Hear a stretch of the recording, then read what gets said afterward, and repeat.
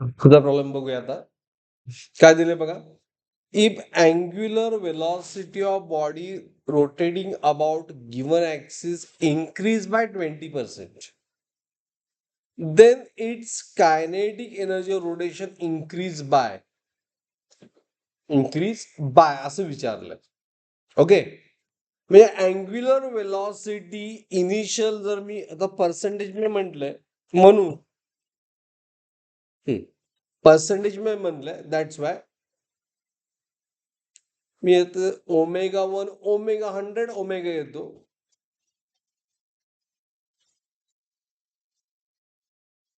Data. तर initial energy होती kinetic energy किती 100 E.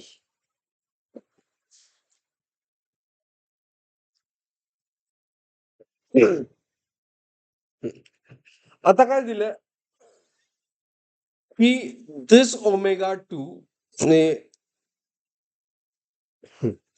ω2 म्हणजे काय झालं की अँग्युलर वेलॉसिटी इन्क्रीज बाय 20%. म्हणजे किती झालं 120%. 120 झालं. त्यासाठी E2 फाइंड करायचं आहे किंवा याचा इन्क्रीज आपल्याला मिळतो. E2 फाइंड केला की तुम्हाला इन्क्रीज मिळणारच. ओके. मग कायनेटिक एनर्जीचा फॉर्म्युला काय की कायनेटिकचा फॉर्म्युला काय आहे रोटेशन डायनॅमिक्स मध्ये half I into omega square. बरोबर. बट हाफ आय कॉन्स्टंट काय म्हणजे आय काय चेंज झालेलं नाही. म्हणजे energy E kinetic is a proportional to omega square. बरोबर. म्हणजे E2 बाय E1 किती येणार. इट इज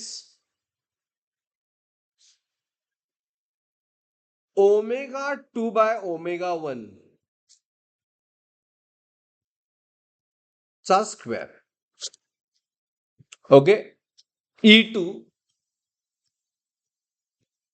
बाय 100E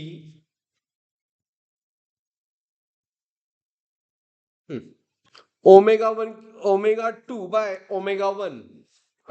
आता ω2 किती येईल प्लस ω2 येणार 120 omega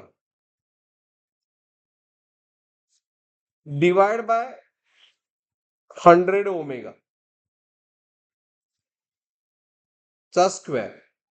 okay. Omega get cancel. This will get cancel. बरोबर. मग मी काय करतो आता E2 कॅल्क्युलेशन साठी हे 10 आहे आणि 100 आहे म्हणून कॅल्क्युलेशन इझी व्हावं 100E. त्याचा स्क्वेअर करा किती येईल. 12चा स्क्वेअर 144 आणि इट इज 10चा square 100. So this 100 get cancel with this 100. त्यामुळे E2 किती आलं plus E2 is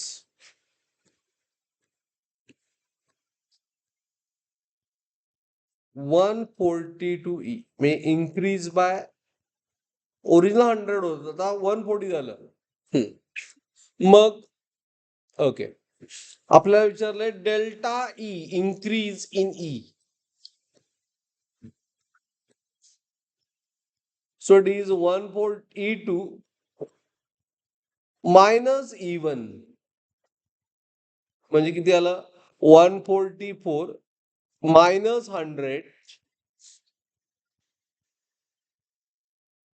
E. It is a 44E.